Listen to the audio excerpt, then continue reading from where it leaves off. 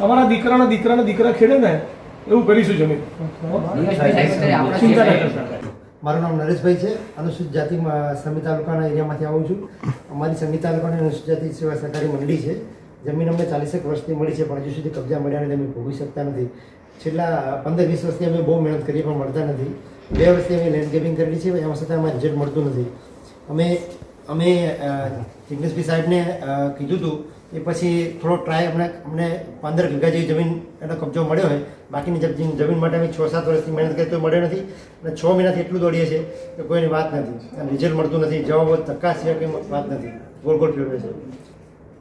આ પાટણ જિલ્લાના સમી તાલુકાના અનુસૂચિત જાતિ દલિત સમાજના વડીલો છે. આ દાદાને અને બધા જ ભાઈઓને મંડળી તરીકે 40 વર્ષ પહેલા જમીન મળેલી. આ 40 વર્ષથી અને પર્ટિક્યુલરલી છેલ્લા 15-20 વર્ષથી સતત મામલતદાર, પ્રાંત અધિકારી, કલેક્ટર, ડીવાયએસપી, એસપી, સ્થાનિક પોલીસ સ્ટેશન, ડીઆઈનરમાં સતત રજૂઆત કરે છે કે 4 દિશામાં ખૂંટ મારીને અમારી જમીનોમાં માપણી કરો, કબજો સોંપો, અને જે માથાભારે લોકોનું દબાણ છે દબાણ ખુલ્લું કરો.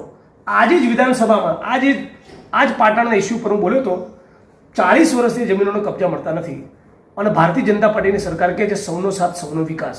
પણ હકીકત એ છે જ્યારે ઉદ્યોગપતિઓને, પૂંજીપતિઓને, બિલ્ડરોને જમીન આપવાની વાત આવે છે, અદાણી અંબાણીની એસઆર માટે જમીન છે, પણ આદિવાસી, ઓબીસી અને દલિતો માટે જમીન નથી. અને નવી જમીનોની ફાળવણી તો ભૂલી જાઓ. 40 વર્ષથી જે જમીનો ફાળવી છે કોંગ્રેસની સરકારે ફાળવેલી જમીનમાં હવે ભારતીય જનતા પાર્ટીના ગુંડાઓ ઘૂસી ગયા છે અને કબજો લેવા દેતા નથી. બરાબર વાત છે.